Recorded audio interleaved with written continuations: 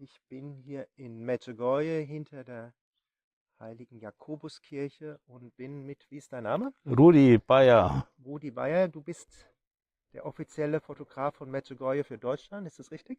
Naja, so exklusiv würde ich das nicht bezeichnen. Ich fotografiere leidenschaftlich seit vielen, vielen Jahren. Und als ich 2004 zum ersten Mal nach Medjugorje gekommen bin, habe ich logischerweise mit meiner Kamera viele Aufnahmen gemacht, um diesen Ort auch für meine Frau festzuhalten, damit sie zu Hause sieht, wie es hier aussieht und was hier alles passiert. Es war nämlich eine eigenartige Sache. Ich habe Medjugorje überhaupt nicht gekannt, ja, und ich war auch nicht allzu sehr mit dem Glauben verbunden. Jesus Christus hat es für mich nur gegeben, wenn die Luft mal dünn geworden ist im Leben, dann ist mir eingefallen, da gibt's einen Gott. Es könnte mal mit dem sprechen, dass der mir vielleicht aus meiner Notsituation heraushilft, ja. Im Jahr 2004 habe ich im Frühjahr in einem Buchladen bei unserer Abtei Oberschönefeld mal durchgeschaut. Die Ordensschwester, die an der Kasse stand, die tat mir irgendwie leid, weil ich war der einzige Kunde, der da war. Und dann habe ich mir jetzt sagen wir mal, aus der Gelegenheit heraus den billigsten Artikel gekauft, den ich so spontan gefunden habe. Das war eine Musik-CD, die hat damals 4 Euro gekostet, da waren 4 Lieder drauf. Habe ich nur aus Verlegenheit gekauft, damit einfach die liebe Schwester auch was in der Kasse hat. Die CD ist dann bei mir im Auto gelandet, in meinem Dienstauto und war dann erstmal vergessen. Irgendwann war ich auf der Autobahn unterwegs, da war es mal langweilig im Auto, bei einer weiten Strecke, die ich gefahren bin.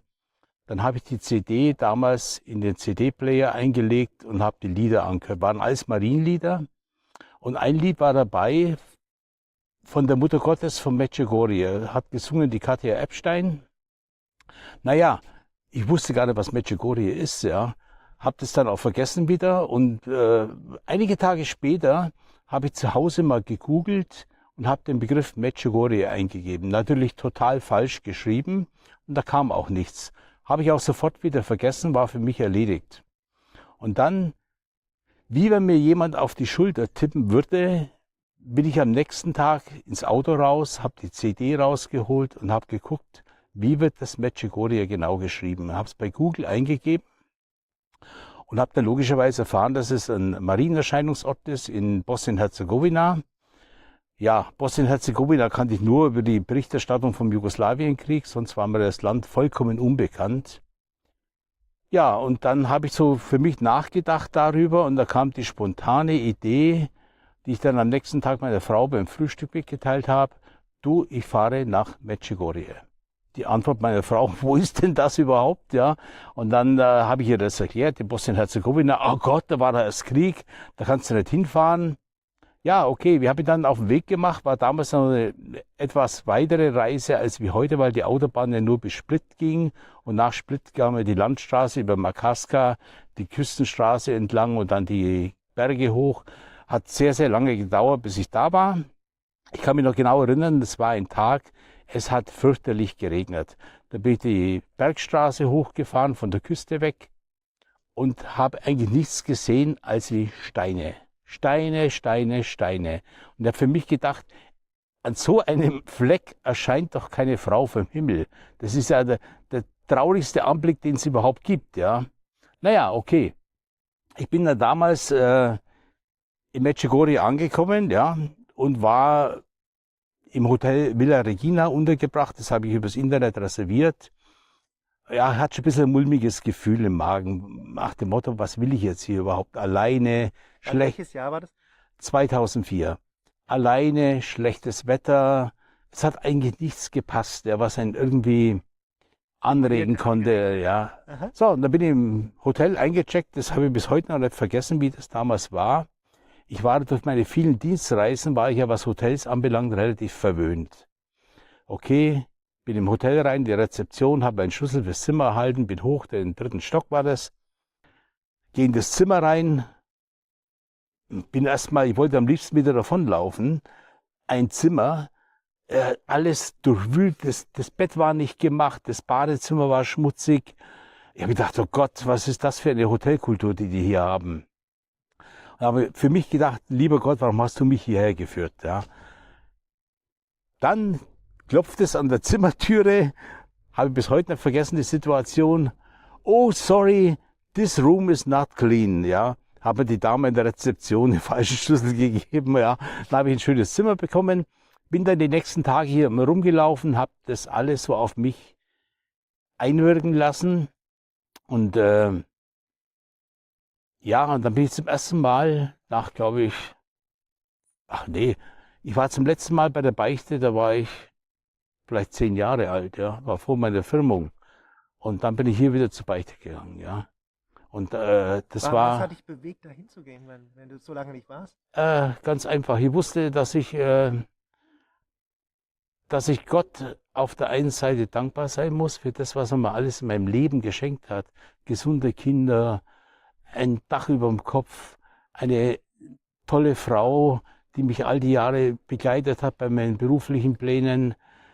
Ich habe eigentlich nie die Dankbarkeit ihm gegenüber gezeigt und ich wusste, ich habe viel Schuld auf mich geladen. Ja, gerade in meinem Berufsleben, aber auch in meinem Privatleben, wenn es um den Umgang meiner Kinder ging und all die ganzen Dinge, wo ich oft sehr ungeduldig war. Ja, und dann bin ich damals zur Beichte gegangen. Ja, und das war eine echte Lebensbeichte, die schon einiges von mir gefordert hat. Ja, aber ich war danach total happy. Ja, muss wirklich sagen, ich bin raus. Das war ein totales Glücksgefühl. Ja, unbeschreiblich. Ja, weil ich wusste, ich habe jetzt wirklich reinen Tisch gemacht. Ja, ich bin mit dem oben im Himmel klar. Ja, es ist alles erledigt. Das war toll und ich bin dann am nächsten Tag nach Hause gefahren. Ja, ich war nur ein paar Tage da und bin dann in meinem Auto stundenlang unterwegs gewesen. Und da ist eigentlich mein ganzes Leben nochmals wie ein Kinofilm abgelaufen. Wie ein Kinofilm. Und ich muss sagen, ich habe wirklich im Auto echt richtig geheult, ja, über diese fehlende Dankbarkeit gegenüber Gott, die ich gezeigt habe. Über mein ganzes Leben. Ich habe so viel Glück gehabt, mir ist so viel geschenkt worden, ja. Und da war mir meine Schuld noch mal richtig so tief bewusst, ja. Okay, zu Hause angekommen, man spricht natürlich nicht über solche Dinge, da ist man eher ein bisschen zurückhaltend, ja. Aber ich habe meiner Frau damals gesagt, du musst unbedingt mal mit, das musst du dir anschauen, ja. Meine Frau ist evangelisch, die ist natürlich etwas skeptischer bei solchen Sachen, ja, gerade was die Person der Mutter Gottes anbelangt, ist es bei den Evangelischen etwas anders, aber sie ist sehr gläubig, ja. Und vielleicht bibelfester als wie mancher Katholik. Was hast du ihr gesagt, was so besonders an dem Ort ist? Wie hast du sie beschrieben? Ich kann das gar nicht sagen, weil ich habe ihr bestimmt nicht beschrieben, dass die Beichte so toll war. Das habe ich ja nicht gesagt, weil dann hätte ich gesagt, was ist mit dem jetzt los? Ja, es hat sich da total verändert, ja, sondern die war da eher etwas zurückhaltend, ja. Also ich habe da nicht allzu viel bekannt gegeben, was da so toll ist, ja. Ich habe einfach gesagt, die Stimmung, das musst du einfach mal erleben, ja. Und die Lieder und all die ganzen Dinge, ja. Und dann sind wir im Sommer hierher gefahren, ja, und haben wirklich eine schöne Zeit gemeinsam verbracht, ja. Und ich war wie immer mit meiner Kamera unterwegs.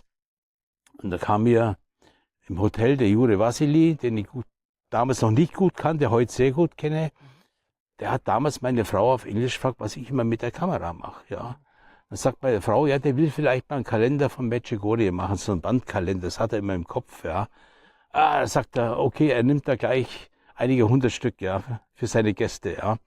Und ich habe das damals nicht ernst genommen, weil ich dachte, okay, das ist nur eine leere Aussage, ja. Aber der hat es wirklich ernst gemeint. Das war der Besitzer vom Hotel? Oder der Besitzer vom Hotel. Bei Hotel Regina. Genau, ja. Und dann habe ich dann mich entschlossen, den ersten Kalender zu machen. Er konnte zwar einigermaßen fotografieren, aber es war nicht mein Beruf, das war mein Hobby. Und bin dann damals auf der Suche gewesen nach jemand, der mir dabei helfen kann.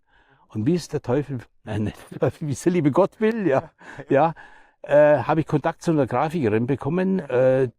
Ihr Mann ist Berufsfotograf, ja, hat sehr viel für Lourdes fotografiert, für Fatima, hat viele Bildbände und Bücher herausgebracht. Und die hat spontan sich bereit erklärt, ja, sie macht mir die Grafik, ja, zum einmalig günstigen Preis, das ist kein Problem.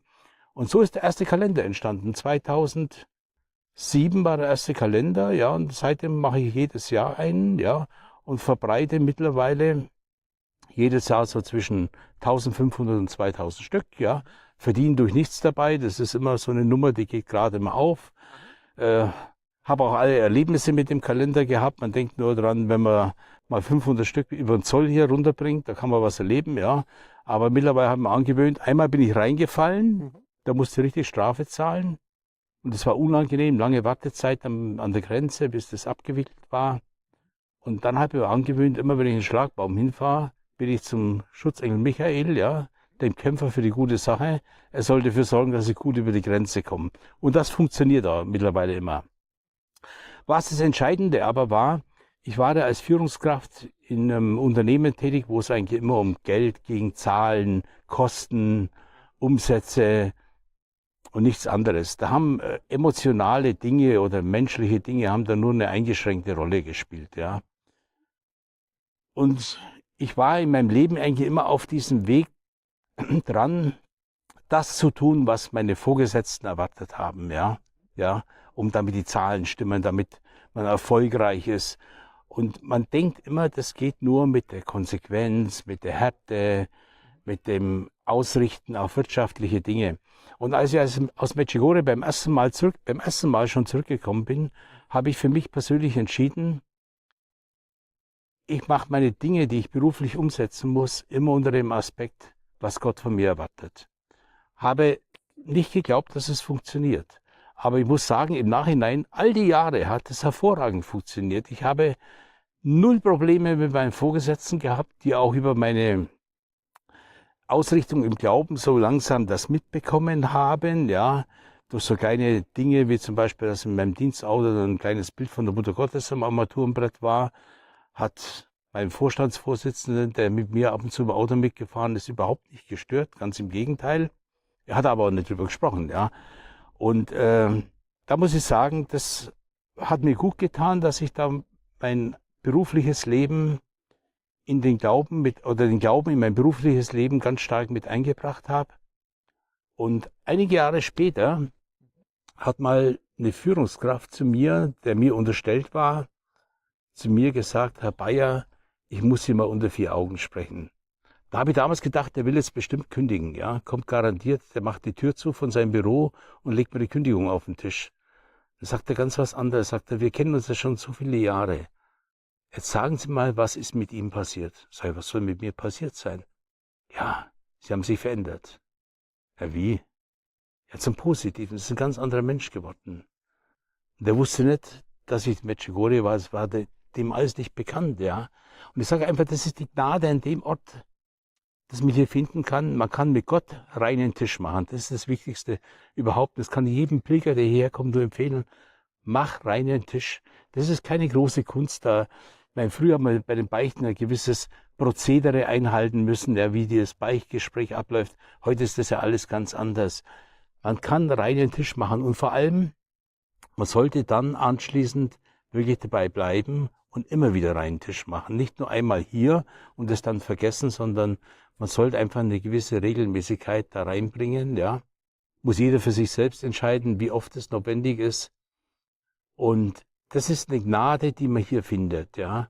Und es ist einfach ein beruhigendes Gefühl, wenn man weiß, der Himmel beschützt einen. Und das tut er, ja. Und ich habe so viele Menschen hier kennengelernt. Ich habe hier mehr Freunde als wie in meinem Heimatland, ja. Ich habe hier so viel Positives erlebt und so stark auch zu meinem Glauben gefunden. Ich betreue ja heute ein kleines apostolisches Werk mit meinen Kalendern, mit meinen beiden Büchern, die ich über diesen Ort veröffentlicht habe, über eine Tagung über die Mutter Gottes, die wir seit Jahren mit vielen Teilnehmern durchführen, über die Marienweihe, die ich mal organisiert habe, oder die jetzt, was ganz toll war, die Weihe zum heiligen Josef. Das wusste ich aber nicht. Der heilige Josef war für mich eigentlich, ja, das war ein alter Mann, ja, der irgendwo in der Bibel ist der mal vorgekommen kurz, ja, ein alter Mann, der die junge Maria geheiratet hat. Jetzt habe ich erkannt, das war kein alter Mann, das war ein junger, mutiger Mann, der hat richtig Kraft und Mut gehabt, der ist mit der Maria nach Bethlehem, hat kein Dach über dem Kopf gehabt. Und trotzdem sind sie dahin gegangen, weil sie hingehen mussten. Ja. Der ist dann geflüchtet mit Maria, mit dem Jesuskind und hat auch keine Angst gehabt, ist in ein fremdes Land gegangen, wo ihn keiner gekannt hatte, wo er erstmal Arbeit suchen musste, damit er seine Familie ernähren kann. Das sind also Dinge, das ist die ganze Geschichte eigentlich aus der Bibel raus, eine total interessante Geschichte, wo wir viel Kraft rausziehen können. Ja, das war so in Kurzform so meine persönliche Geschichte. Kurz fragen, Ja. wie hat deine Frau aus dem evangelischen Glauben, wie hat sie auf das Ganze hier reagiert? Wie war ihre Entwicklung dann hier? Sehr, sehr positiv. Ja, meine Frau ist dem Ort mittlerweile auch sehr, sehr verbunden. Ja, interessiert sich zu allem, was über Medjugorje veröffentlicht wird. Ja, und bestärkt mich auch immer wieder, dass ich in dem Thema nie nachlassen soll. Weil es kommen immer so Momente auch, wo man überlegt, ich sage jetzt nur mal ein Beispiel. Ja. 2014 war ich in meinem Unternehmen 26 Jahre beschäftigt. Ja, also in einer total sicheren Position. Das heißt, wenn das Unternehmen mir gekündigt hätte, hätte ich eine tolle Abfindung bekommen und hätte mich mit 60 Jahren zur Ruhe gesetzt. Ja. Aber es ist ganz anders gekommen. Unser Unternehmen ist 2014 in die Insolvenz gegangen und war von heute auf morgen war nichts mehr da. Obwohl man ein milliardenschweres Unternehmen war, es war halt nichts mehr da zum Verteilen. Ja, ja. Und da kam so ein kleiner Moment, wo ich für mich gedacht habe, Mensch, jetzt bin ich 60 Jahre alt, keine Chance mehr auf dem Arbeitsmarkt. Da habe ich zur Mutter Gottes gesagt, wenn du willst, dass ich das Thema Medjugorje mit den Kalendern, die viele Leute wirklich lieben, ja, wenn du willst, dass ich das weitermache, musst du mir irgendwie helfen. Weil ich kann das so nebenbei nicht mehr aus dem Ärmel schütteln, das geht nicht. Ja, ich muss an meine Familie denken, da habe ich andere Verpflichtungen. Da kann ich nicht jedes Mal Tausende von Euros in die Vorleistung gehen und schauen, ob das funktioniert oder nicht funktioniert, geht nicht. Ja, da war es eigentlich für mich eigentlich erledigt. Ich habe gedacht, okay, jetzt warte mal ab, was passiert, ja. Und ob es jemand glauben will oder nicht glauben will. Ich habe dann damals im November einen Anruf bekommen und dass mir eine neue Stelle in Aussicht gestellt worden, habe dann die Gespräche geführt und habe dann im Januar im Prinzip einen besseren Job angetreten, als ich vorher hatte. Ja, habe zwar nicht mehr Geld verdient, aber es war vom Arbeiten wesentlich angenehmer und muss sagen, das war auch der Punkt, wo ich gesagt habe, der Himmel hat geholfen. Ja. Wow, wunderschön, wunderschön. Und was würdest du Leuten sagen, die Medjugorje nicht kennen? Was ist so speziell? Warum sollen die her? Ich sage speziell, man muss eine gewisse Offenheit haben. Ja? Wenn man schon im Prinzip verschlossen ist und sagt, nee, das glaube ich alles nicht und ich glaube nicht an Marienerscheinungen, all die ganzen Dinge, dann wird es mit Sicherheit nicht ganz einfach sein. Ja? Aber ich sage einfach, wer kommt, soll es einfach offen auf sich wirken lassen. Soll nicht mit einer bestimmten Voraussetzung herkommen, weder mit einer zu positiven noch mit einer zu negativen. Er soll einfach anschauen, was hier passiert. Er wird nie oder er wird nur an wenigen Orten so einen schönen katholischen Glauben finden wie hier. Weil das, was die Pfarrei hier leistet, ist exzellent. Ja, das ist eine ganz, ganz tolle Arbeit. Die Menschen in der Herzegowina total freundlich. Und was ich nur empfehlen kann, schaut euch das Land an. Ja, es ist ein wunderschönes Land mit viel Natur, mit freundlichen Menschen. Es ist einfach ein Stück vom Himmel. Und die Mutter Gottes hat sich das nicht umsonst hier ausgesucht, ja, weil sie wusste, sie findet hier echten Glauben, den sie woanders nicht gefunden hätte. Wenn die Mutter Gottes bei uns in Frankfurt erschienen wäre, das Thema wäre nach 4 Wochen erledigt gewesen, ja, da wäre es vorbei gewesen. Die hätten am Anfang wären vielleicht 50.000 hingerannt, hätten das anguckt, ja, und dann wäre es vergessen gewesen, ja. Und hier ist eben eh schon ein intensiver Glaube da. Die Leute gehen hier, auch die Einheimischen, die gehen auf die Knie zum Beten. Die haben einen schlimmen Bürgerkrieg erlebt, ja, mit einer totalen Brutalität, wo sie flüchten mussten, ja, wo sie aber auch im Gebet miteinander ganz intensiv verbunden waren. Also ich kann nur jedem empfehlen, herkommen, ja. Dankeschön für dieses wunderschöne Interview. Gerne. Ich bin hier in Medjugorje mit einem inzwischen guten Freund, haben uns über die Zeit kennengelernt. Wie heißt du? Rudi. Und Rudi, du machst so viel für Medjugorje. Warum machst du das alles? Ach, kann ich selber gar nicht beantworten, die Frage, weil ich es gar nicht weiß. Ich meine, ich bin 2004 zum ersten Mal nach Medjugorje gekommen. Da habe ich irgendwann angefangen, im Rahmen meines fotografischen Hobbys Kalender zu erstellen, einen Jahreskalender über Medjugorje. Am Anfang war das nur für Freunde angedacht. Später kam die Nachfrage von Menschen von hier, wir hätten da gerne Interesse dran, macht doch eine größere Menge. Und da habe ich angefangen, den Kalender ja professionell zu gestalten, zu drucken zu lassen und dann entsprechend ja zu verbreiten. Ja, das ist, da gibt es keinerlei wirtschaftlichen Interessen. Wenn ich das heute als Gesamtpaket sehe, habe ich nichts drauf bezahlt, aber ich habe nichts verdient damit. Ja, so soll es ja auch sein, wenn man für den Glauben oder für die Mutter Gottes oder für den Himmel arbeitet. Ja, und im Laufe der Jahre kamen immer mehr Kontakte dazu über das Thema Medjugorje, über das Thema Glauben, habe ich viele, viele weitere Menschen kennengelernt. Und dann kam irgendwann einmal die Idee auf, ein Bildband über Medjugorje zu machen. Den habe ich dann auch gemacht, aber in einer relativ kleinen Auflage, waren glaube ich 500 Stück und dann war das Thema für mich erledigt.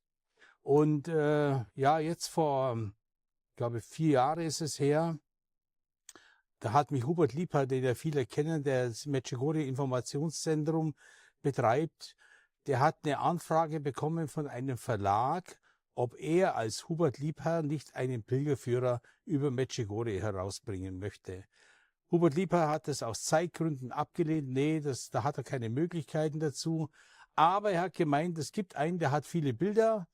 Sprechen Sie den mal an. Das war halt ich, ja. Und dann kam der Kontakt zu dem Verlag in Deutschland. Die haben mich angesprochen, ob ich einen Pilgerführer über Medjugorje machen könnte. Ich sage, okay, Bilder habe ich viele, aber so mit Texten und schriftstellerischer Arbeit bin ich eher ungeeignet. Aber nach einigen Diskussionen habe ich dann gesagt, okay, ich mache es trotzdem, ja.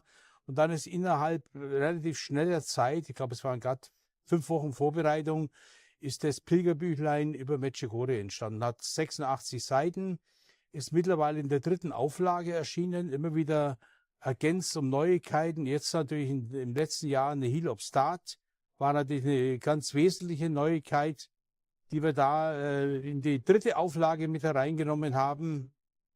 Ja, und so kam immer mehr Kontakt und irgendwann kam der Punkt, wo ich mich entschieden habe, meine Facebook-Seite und Instagram-Seite ausschließlich für den Glauben zu verwenden, für nichts anderes mehr. Also keine Landschaftsbilder mehr, keine Tierfotos, keine Bergaufnahmen, alles raus und ausschließlich Themen, die mit dem Glauben zu tun haben, mit dem katholischen Glauben und mit Medjugorje, ja, bei Möglichkeit. Ja, und mittlerweile hat die Seite 14.400 Follower. Das ist nicht gigantisch, aber es ist auch nicht wenig, ja. Und dann, ja gut, da kam dann ein YouTube-Kanal dazu, Spirit of Medjugorje, wo ich da, wenn die Zeit es erlaubt, immer wieder kleine Videoclips einstelle. Und ja, und dann irgendwann beschäftigt man sich auch mit dem Thema, wie kann ich Informationen über Medjugorje schnell verbreiten, nicht nur auf den sozialen Netzwerken, sondern auch per E-Mail und über einen anderen Weg.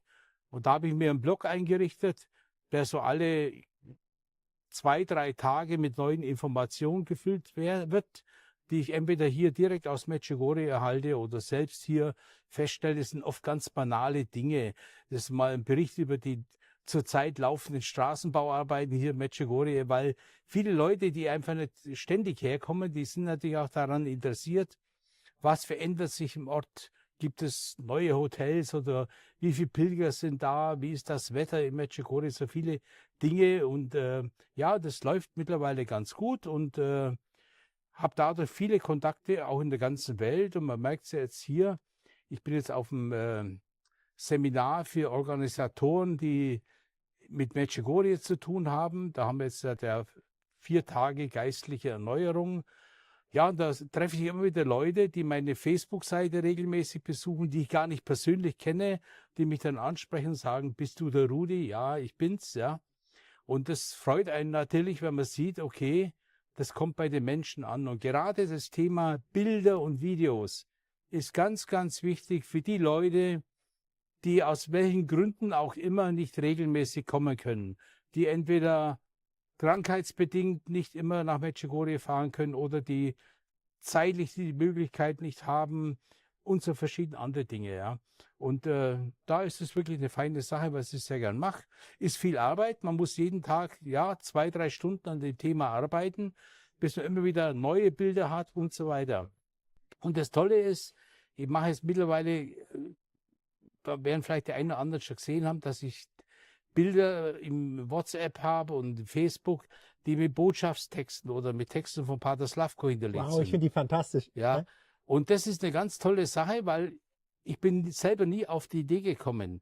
Aber eine Frau aus Tirol, ja, die verwendet jetzt immer meine Bilder, macht einen Text dazu und schickt mir das jeden Tag. Jeden Tag 3 Bilder und da spare ich mir schon mal ein bisschen die Arbeit. Und die ist sehr kreativ, ja, die findet eigentlich zu jedem Motiv immer den passenden Text. Und das ist eigentlich alles, das ist keine große Kunst, aber wir müssen alle dranbleiben, alle. Jeder auf seinem Weg und jeder mit seinen Möglichkeiten, das Thema von Medjugorje, das Thema der Mutter Gottes weiter zu verbreiten. Und ich sage immer wieder, egal wo die Menschen sind, der Himmel ist überall, ja. Da muss ich nicht unbedingt nach Medjugorje fahren, ja. Ich kann auch zu Hause mich mit dem Thema beschäftigen, kann das weiter erzählen, mein Zeugnis abgeben und so weiter. Und wir hatten jetzt vor kurzem 4 Tage Marientagung in Münster in Nordrhein-Westfalen. Da bin ich ja zur Tagung als Tagungsleiter wie die Mutter zum Kind gekommen. Ja. Ich habe mich nie um das Thema gerissen, aber es ist halt irgendwann bei mir gelandet. Und da muss ich sagen, hatten wir jetzt eine ganz, ganz tolle Tagung mit super Stimmungsmusik, alles Anbetung wie in Medjugorje, ja, die Gestaltung der Heiligen Messe, ganz, ganz toll. Und da möchte ich mich auf dem Weg nochmal bei allen Beteiligten, bei den Musikern, bei den Referenten und bei den Priestern ganz herzlich bedanken, weil die haben alle dazu beigetragen, dass es wieder ein Mega-Erfolg geworden ist und viele Leute wirklich mit so großer Dankbarkeit auf mich und die anderen Mitwirkenden zugekommen sind und haben sich total bedankt, dass es einfach schön ist, in dieser schwierigen Zeit auch etwas Hoffnungsvolles und Gutes zu erleben. Und sag mir, warum erstmal diese ganzen Informationen findet ihr in der Beschreibung von diesem Video? Geht ihr nach unten, scrollt ihr nach unten und da findet ihr alle die Links. Ich werde das alles da reinstellen von Rudi. Sag mir, warum bist du so begeistert für Medjugorje? Warum machst du das? Du warst Manager, gute erfolgreich, Frage, ja. hast eigentlich alles, was Gute du brauchst. Frage, ja. Nee, ich habe hier eigentlich vielleicht das gefunden, was ich ein Leben lang gesucht habe. Ja, ja, einfach den inneren Frieden, ja. Ich habe viele Freunde dadurch gewonnen. Ich war früher einfach aufgrund meines Berufslebens relativ kontaktarm. Ja, es waren immer geschäftliche Beziehungen, berufliche Beziehungen, die immer auseinandergebrochen sind, wenn das Thema nicht mehr aktuell war. Und hier habe ich wirklich viele Menschen kennengelernt, die hier leben oder Menschen, die in Deutschland, Amerika, egal wo leben, wo das einfach verbindet. Und hier und eines ist ganz entscheidend, die Mutter Gottes, die führt die Menschen alle zusammen. Ja. Die sorgt genau dafür, und das merke ich immer wieder, wenn ich etwas brauche, wie zum Beispiel für die Marientagung. Das war am Anfang schwierig, da Musiker zu finden. Hab's abgegeben an den Himmel und plötzlich waren sie alle da. Ja. Oder Referenten oder vor allem auch Priester. Es ist gar nicht so einfach, Priester zu finden, die sich 4 Tage für so eine Veranstaltung hergeben. Und da brauchst du wirklich gute Leute. Und hat alles funktioniert. Und es ist das Geheimnis, habe ich auch gelernt in Medjugorje. Ihr müsst alles abgeben. Gott sagt im Alten Testament schon, seid ruhig, ich bin Gott, ich kämpfe für euch. Also ihr übergebt alles, aber ihr müsst es im Glauben machen. Und wenn ihr jetzt keinen Glauben habt, dann sagt er, lieber Gott, ich habe das jetzt gehört, es hat einen Grund, dass ich das höre und gebt mir Glauben. Und es ist ganz wichtig, das habe ich jetzt gerade auf der letzten Tagung, war das für mich nur so ein Schlüsselerlebnis. Da hat ein Priester einen Vortrag gehalten und der hat im Prinzip damit geändert, Leute, wenn ihr betet, betet nicht für euch selber. Betet nur für andere.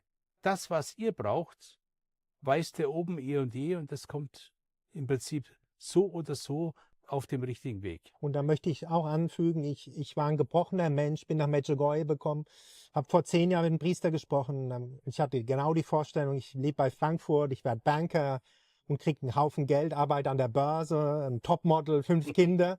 Und der Priester setzt mich, ganz einfacher Priester setzt sich hin, zündet eine kleine Kerze an und sagt, Thomas, für 2 Minuten das Gespräch gedauert, arbeite für das Königreich und alles wird dir dazugegeben. Damals habe ich gedacht, was will der von mir? Ich verstehe nicht, was der meint.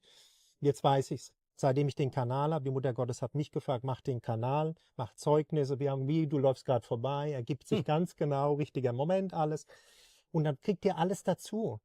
Dann ist, wie du sagst, dann kommen die Musiker, der Priester kommt. Es kommt alles. Wir müssen im Prinzip Dondolindo, Jesus, sorge du. Genau. Das ist Das ist eine Novene, die beste, ich bete keine Novene, aber diese Novene oft, die absolut, Übergabe-Novene, Dondolindo. Merkt euch die. genau.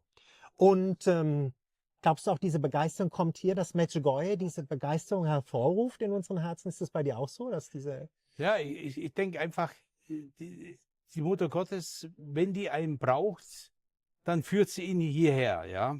Und selbst Menschen, die eigentlich gar nicht die Absicht haben, daher zu fahren, wenn sie glaubt, das ist gut, wenn der hierher kommt, kommt er auf irgendeinem Weg hierher. Mit Und mir wenn so er passiert. erstmal da ist, alles andere sorgt ihr dafür, ja. Ich habe auch mich nie mit dem Gedanken beschäftigt, ein Buch zu schreiben, ein Bildband herauszugeben, eine Marientagung über viele Jahre hinweg zu führen, ein soziales Netzwerk zu betreiben, was viel Arbeit war nie mein Ziel. Es ist alles automatisch gekommen, ja. Ja. Ja, und die Mutter Gottes ist die beste Netzwerkerin auf der ganzen Welt, weil die weiß genau, wie sie die Fäden ziehen muss, wie sie die richtigen Fachleute bekommt für alles. Die sucht die alle raus. Brauchen wir uns gar nicht drum kümmern. Ich habe zum Beispiel den Kalender, als ich den ersten professionellen Kalender gemacht habe, das war glaube ich 2007, da wusste ich, ich brauche eine große Anzahl, weil ich hatte eine Anfrage von einem Verlag. Und da habe ich gedacht, okay, ich kann das selber gar nicht machen. Ihr habt zwar die Fotos, aber die Gestaltung, das ganze Verfahren mit dem Druck, null Ahnung, ja. Kurze Zeit später habe ich einen Kontakt gekriegt zu einer Grafikerin, deren Mann auch sehr viel für die katholische Kirche arbeitet, ja, sehr viel für den verstorbenen Papst Benedikt gearbeitet hat als Fotograf.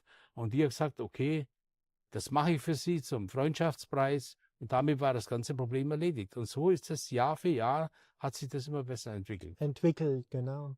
Und warst Manager, du warst in der Industrie. Medjugorje ist das Zentrum für die Beichte.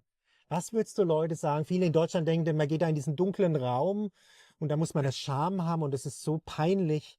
Wie ist die Beichte wirklich? Du hast es hier gemacht, du kennst die Beichte. Ja, ich sage mal, ich bin jetzt, bei mir war es ganz einfach, ich habe zum letzten Mal gebeichtet, als ich zur Erstkommunion gekommen bin oder zur Firmung vielleicht noch. Das war die letzte Beichte, da war dann nichts mehr, ja. Totenstille, weil ich habe mir nie vorstellen können, zum Priester zu gehen und zu beichten, ja. Aber ich habe dann hier in Medjugorje, wo ich zum ersten Mal da war, bin ich auch mal am letzten Tag dauernd um die Beichtstühle rumgeschlichen, habe das so beobachtet, wie die Menschen reingehen, wie sie wieder rauskommen. Ich habe mir nicht vorstellen können, dass ich da reingehe. Und habe natürlich geschaut, dass ich bei Möglichkeit keinen deutschen Priester finde, dass ich eine Ausrede habe, nach dem Motto, ja, ich hätte, aber bitte war da keiner da. Ja. Ja, und dann kam halt so ein Beichtstuhl, da war deutsch und war keiner vorne heraus entstanden. Keine Schlange, gar nichts. Da haben wir gedacht, okay, nützt nichts, ich gehe rein, ja. Und da bin ich rein, habe ich dem Priester erstmal gesagt, ich sage ihm gleich, wie das hier funktioniert. Null Ahnung, ja. Ja, ich war schon ewig nicht mehr, ja. Ja, und dann habe ich damals eine Lebensbeichte abgelegt für mein ganzes Leben, ja. Und das Erstaunliche war, du fühlst dich ja danach, wie wenn du aus der Badewanne kommst. Blitzblank, sauber, ja. Keine Belastungen, nichts mehr. Das ist ein ganz tolles Erlebnis. Aber damit ist noch nicht Schluss, was dann oft anschließend kommt. Selbst nach der erfolgreichen Lossprechung, ja, wo du eigentlich alle Sünden los bist, bin ich dann einen Tag später nach Hause gefahren und da ist im Auto mein ganzes Leben wie ein Kinofilm abgelaufen, ja. Das schwöre ich jedem, es war wie ein Kinofilm, ja. Von meiner Kindheit bis mein ganzes Berufsleben durch, die ganze fehlende Dankbarkeit gegenüber Gott, ja, die ganzen Sünden, der ganze Schmutz, den man sich im Leben um sich schart, ja. Das war für mich ein mega Schlüsselerlebnis, ja. Da gibt es ja einen bestimmten Begriff dafür in der Religiosität, ja, was das Thema anbelangt. Und Mir fällt jetzt im Moment nicht Ich ein, kenne ja. nur Inner Locution im Ja, Englischen. genau, Innere ja. Lokution oder so Ja, vielleicht im Deutschen. und Keine Ahnung, das ja. werden viele Leute haben, dass die eine Lebensbeichte abgelegt haben, ja, Ja. die dann wirklich wie in so einem Film nochmal ihr ganzes Leben Revue passieren lassen. Ja, und das ist der Punkt, wo man sich halt vornimmt, okay, ich will mein Leben jetzt anders gestalten. Geht natürlich auch nicht ganz so einfach, bin ich ehrlich, da gibt es immer wieder Ein Prozess. Momente, wo es schwierig wird, ja. Aber allein wenn man sich, es wird das Gewissen geschärft, ja. Das heißt, früher ist man über Sünden einfach hinweggegangen, da war das egal, war halt notwendig. Heute ist es anders. Heute weißt du genau, das ist eine Sünde, was du begehst. Und das sind ja oft, es sind ja keine großen Sünden, aber trotzdem für Gott sind es große Sünden, wenn wir über einen anderen Menschen schlecht reden, ja, und all die Es ist wie ganzen Dinge. töten. Man töten, Ja. man hat ihn, genau, habe ich gerade zu einer Freundin gesagt, die wollte mir was sagen. Ich sage, bitte sag's nicht. Hilft es der Person? Hilft es mir, dass ich es weiß? Hilft es Gott? Keinem hilft's. Und lieber positiv reden. Ja, Ja? Und dann sagt unser Glaube, wenn wir in der Stand der Gnade sind, wir können zur Heiligen Eucharistie, zur Kommunion gehen. Aber viele Leute wissen nicht mehr, was das ist. Kannst du das das erklären? ist ja auch so ein Thema mit der Eucharistie, ja. Ja. Da habe ich auch lange gebraucht, bis ich das wirklich so verinnerlicht habe. Das ist ein Geschenk Gottes, ja. Ja. Und du sollst eigentlich jede Möglichkeit ausnutzen, zur Eucharistiefeier zu gehen. Immer schaffe ich das auch nicht, ja. Aber ich habe vor Jahren angefangen und der auslösende Punkt war damals für mich die Lebensgeschichte von Carlo Acutis, ja.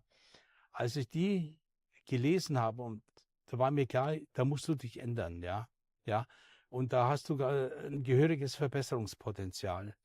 Gelesen habe ich das Buch deshalb, weil ich den Thomas Albert, den Schriftsteller von dem Buch, irgendwann kennengelernt habe. Und zwar in dem Zusammenhang, wir haben bei uns in der Pfarrei eine Ausstellung über Carlo Acutis gemacht, über seine eucharistischen Wunder. Da hat man das komplette Ausstellungsequipment da und der hat da einen Vortrag gehalten über Carlo Acutis. Ja. Wow, und das ist für unsere protestantischen Freunde, die schauen, warum haben wir die Heiligen, die inspirieren uns, wie genau dich Absolut. jetzt, einfach sich mit einem neuen Thema zu beschäftigen. Gibt meine Heiligen, ich habe da mehrere an der Hand. Das ist einmal Pater Pio, dann der heilige Josef, die heilige Anna Schäffer aus unserer Region, wo ich herkomme. Wir waren eine große Dulderin, von der hätte ich viel lernen können, ja, weil ich war immer ungeduldig. Ich ja. auch, ja. Dann der heilige Don Bosco, ein ganz toller Heiliger. Dann der selige, noch selige Carlo Acutis und der selige Ivan Metz aus Kroatien. Warum er? Der letzte? Weil ich in Kontakt mit Bischof Komarica in Banja Luka seit vielen Jahren bin und dort den Freundeskreis der Trappistenabtei Maria Stern als Vorsitzender leite. Und da bin ich viel in Kontakt mit Bischof Komarica gekommen. Aber der Hauptkontakt über Bischof Komarica ist entstanden über Medjugorje. Wir haben damals Filmaufnahmen für den Medjugorje Online-Kongress drehen müssen, weil die Referenten, zum Beispiel Bischof Komarica, nicht reisen durften wegen Corona. Ja? Mhm. Und da bin ich damals hierher gekommen, ja, und habe zum ersten Mal die Aufnahmen mit Bischof Komarica gemacht in Banja Luka. Da habe ich ihn kennengelernt. Wobei in der Trappistenabtei war ich schon einige Jahre vorher, ja. Mhm. Aber da hat zwar der Trappistenabt mir gesagt, ich sollte zum Bischof nach Banja Luka fahren. Das sind nur 3 Kilometer entfernt ins Ordinariat. Und da habe ich gesagt, nee, da fahre ich nicht hin. Ich bin in Blue Jeans, T-Shirt, einfacher Mensch. Ja, ich kann nicht einfach beim Bischof im Ordinariat auftauchen, ja. Dann war das für mich erledigt. Aber die Mutter Gottes hat dafür gesorgt, dass ich ein paar Jahre später dann doch bei ihm aufgetaucht bin, ja. Und das ist für euch alle, ihr macht euch keine Sorgen, das, was kommen soll, kommt, oder? Ja, letztendlich ist es so, ja. Manchmal neigt man immer dazu, man will schnell was verändern, aber das habe ich auch gelernt. Manche Dinge musst du einfach abgeben und sagen, komm, sorg du, ja. Ja, Jesus, sorg du, schau, dass du das irgendwie ja für mich auf die Reihe kriegst. Ich bin da viel zu schwach dafür. Natürlich muss man auch ihm das überlassen. Das lernt man manchmal auch mit dazu. Nicht immer geht es so schnell, wie wir uns das vorstellen.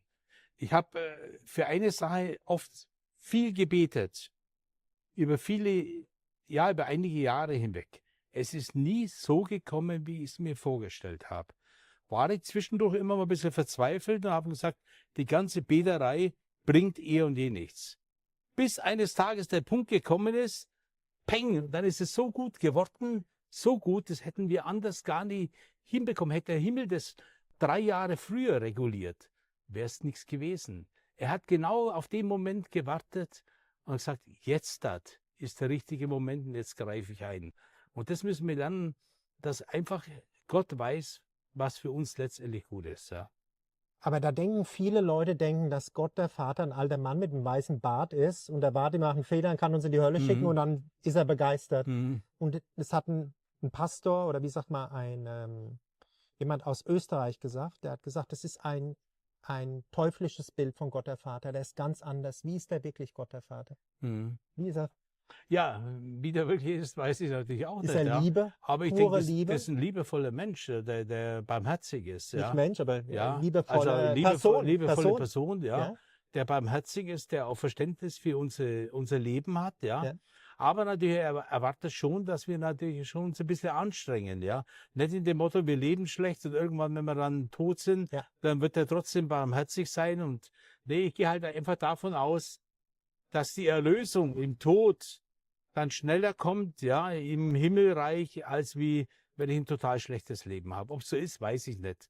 Letztendlich eine halbe Stunde später, wenn wir tot sind, ja, da wissen wir es, ja. Ja. Ich möchte was anfügen. Mein Bruder ist vor 2 Jahren gestorben, 26. Juli eingeschlafen, nicht mehr aufgewacht. Das ist ganz einfach.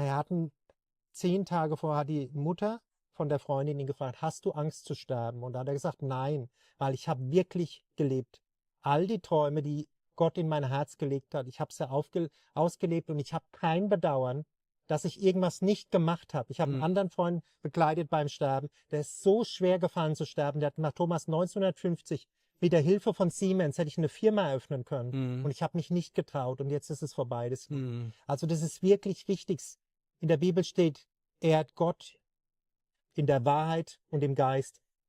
Gott ist Geist, Gott ist Liebe, liebt es, was ihr tut, seid authentisch, lebt nicht das Leben von euren Eltern, von eurer Schwester, von euren Großeltern, der Gesellschaft, von der Allianz, für die Rente, was auch immer in Deutschland denken, wenn ich in der Rente bin. Meine Tante hat es gesagt, wenn ich in Rente bin, mache ich alles. 10 Tage in Rente ist er an Krebs gestorben. Und vorher hat sie sich gequält, aber ich spare das Geld und dann mache ich es. Und das ist ein Fehler. Nee, wir müssen im Heute leben. Jetzt. Ja, das ist so, definitiv. Ja. Ja.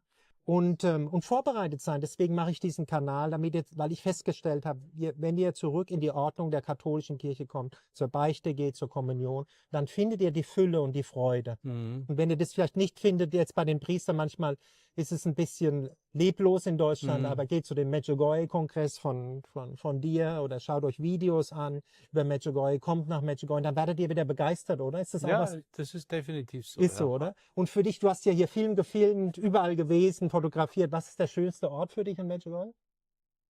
Der schönste Ort für mich in Medjugorje, das ist eine schwierige Frage, ja. Wenn ich jetzt sage, beim auferstandenen Jesus, dann sagen die alle, ja, warum ist denn die Kirche der schönste Ort, ja. Aber was für dich vom Herzen? Aber beim auferstandenen Jesus bin ich eigentlich am liebsten, ja, weil da ist totale Ruhe und Stille, ja. Und ich fühle mich aber wohl in den verschiedenen Gemeinschaften hier sind, die ich mittlerweile alle kenne, ja. Wenn ich da immer wieder jemanden besuche und was für mich auch spirituell auch immer wirklich, wirklich schön ist, das ist so die Gegend um den Erscheinungsberg rum, ja. Ganz klar, wenn man da hochgeht und oben sitzt und 1, 2, 3 Stunden oben bleibt, da kommt man zur Stille, zur Ruhe, das ist einfach wunderbar, ja. Du hast auch die Erfahrung gemacht, letztendlich, dass in der Stille, schaltet eure Handys aus und einfach mal zur Ruhe kommen und zuhören und Gott fragen. Im Herzen antwortet er. Und vor allem, man muss im Leben den Rosenkranz benutzen, ja. Mache ich zum Beispiel also bei mir gibt's eigentlich keinen Tag, wo ich nicht den Rosenkranz bete. Weil das Standardprogramm mittlerweile ist seit Jahren bei mir. Das habe ich schon im Berufsleben die letzten 7, 8 Jahre, länger, die letzten 10 Jahre von meinem Berufsleben angefangen, ja. Da hatte ich beim Autofahren immer viel Zeit. Aber jetzt hat auch so, wenn ich normal lebe, im Ruhestand etc., 3 Rosenkränze sind eigentlich bei mir der Standard. Manchmal kann es passieren, dass nur einer geht. Dann ist es halt anders nicht machbar. Aber also gar keinen, das gibt's im Jahr vielleicht an 5 Tagen, ja. Warum? Was da ziehst du daraus? Was bekommst du dafür? Was ich dafür bekomme? Ich mache es einfach gern, weil es ist ja auch eine Aufforderung von der Mutter Gottes, wir sollen den beten, ja. Und einfach für mich ist es ein Teil von meinem Gebetsprogramm, ja.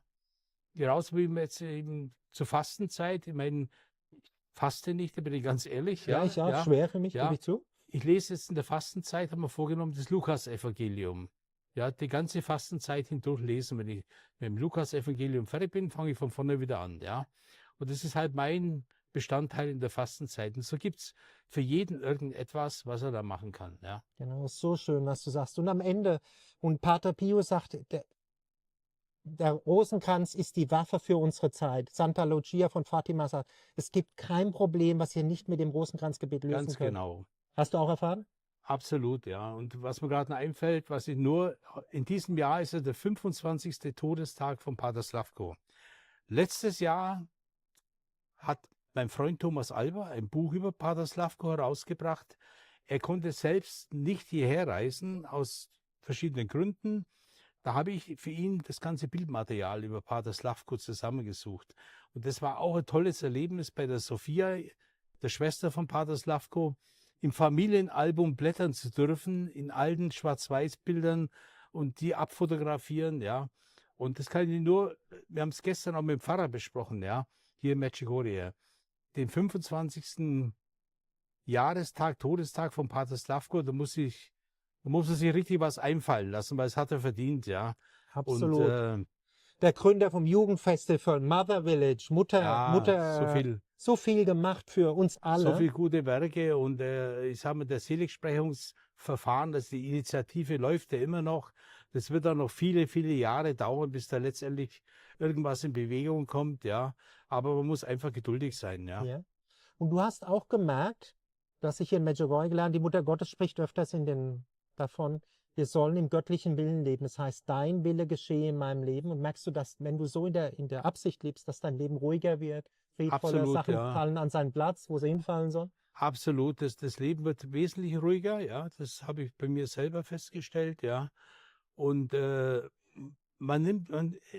es gibt ja immer Störungen im Leben. Es bleibt ja nicht aus. Das Leben von uns ist ja ein Kreuzweg, den wir gehen, ja. Genau so ist Ob wir es wahrhaben wollen oder nicht. Beim einen ist es ein stärkerer Kreuzweg, beim anderen ein schwächerer, beim anderen ist dieses Thema, beim nächsten dieses Thema.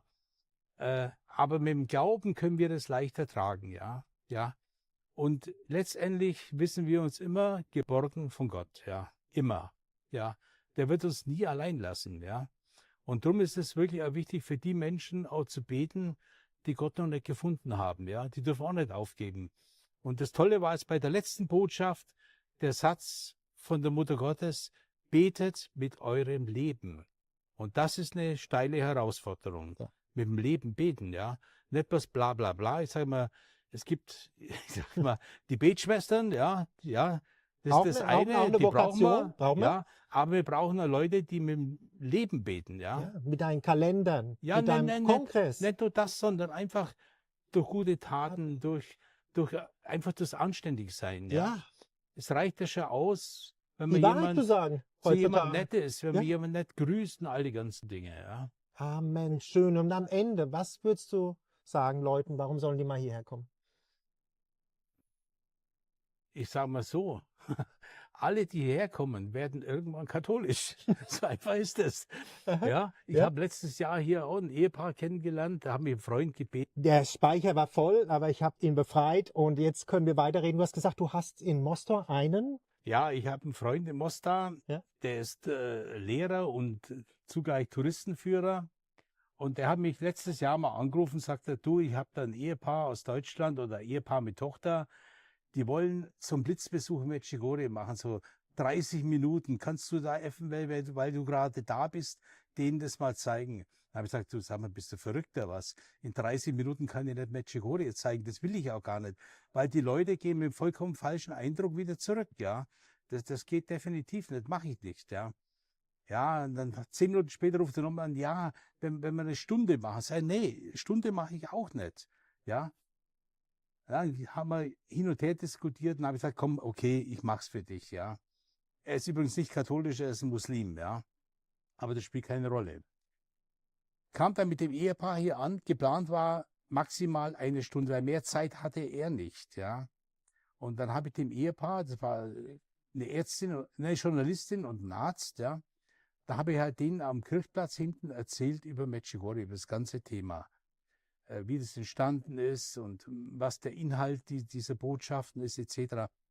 Und das Tolle war, es sind aus 1 Stunde 5 Stunden geworden. 5 Stunden, wo wir auf dem Kirchplatz gesessen waren, wo die viele, viele Fragen gestellt haben. Und am Ende, sie kommen wieder, ja. Das müssen sie einmal wirklich erleben. Die waren total begeistert, ja. Und das war ja für sie am Anfang ja nur so ein Touristen-Hotspot. Nach dem Motto, wir sind in Bosnien-Herzegowina unterwegs, schauen wir uns das halt auch mal an, 30 Minuten. Nee, es sind 5 Stunden daraus geworden, weil die Mutter Gottes hat die halt nicht losgelassen. Die sagt, die können ruhig sitzen bleiben, ja. War ganz, ganz toll, ja. Und es ist die Regel hier zum Abschluss, wenn ihr herkommt, ihr könnt alleine kommen. Man sagt, die Mutter Gottes übernimmt und wird der Reise für euch hier sein. Wenn ihr euch wohler fühlt in der Gruppe, kommt in der Gruppe. Habt keine Angst, aber auch alleine zu kommen, oder? Genau. Danke, so ist lieber es. Rudi. Gerne.